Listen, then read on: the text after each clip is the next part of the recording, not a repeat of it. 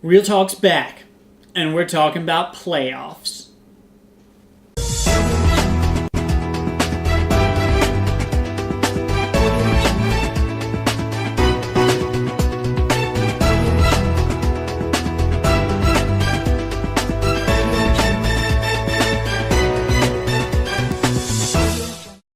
After a very long hiatus, Real Talk's back, just in time for playoffs. And boy, has it been a crazy first round. Let's take a look at the first matchup. Marco and John, the longtime rivals, faced in the first round of the playoffs. The number one seed, Marco Flores, had a very tight battle going into this game as he lost to the Don in rivalry week. But thanks to the trade that Coach Charlie McGugan made with John, and not Marco, Coach John Devine will ride Des Bryant's three-titty catching ass straight into the next round of the Semi Chubs. The Tanker's curse is alive and well as the number one seed goes down in the first round, and once again, it's to the 8 seed. Our next matchup was very close. Coach Daniel Kelly nearly beat Coach Field Snyder.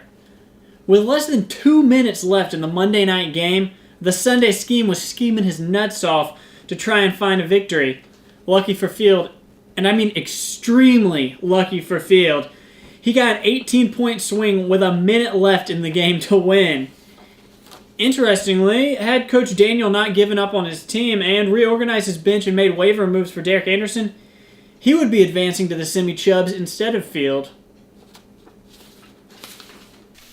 Young Hank went head-to-head with Coach Hank Patterson, who continues his streak of never missing the playoffs. Team Marinade unfortunately fell far below their projected stats. 3 players scored 0 points, and you just can't let that happen in the playoffs. The LA Golds advanced to the semis. The last matchups were between the 4 and 5 seeds, Team Q and Team The Butthole Surfers. Look, I wasn't going to say anything, but as a friend, I think I need to speak up. Pearson, you're in an abusive relationship.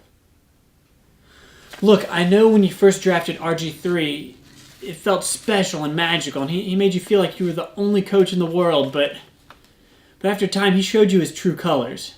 He's hurt you time and time again, and you stayed with him.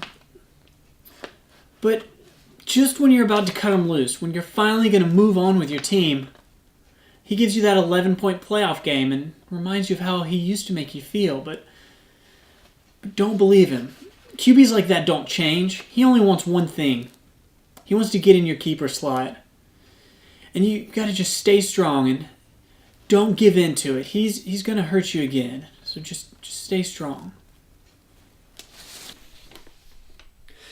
As for Coach Stephen Flores, you can't win a championship with one QB. That's Pumpkin Patch 101. Q advances. Now let's take a look at how the brackets are shaping out.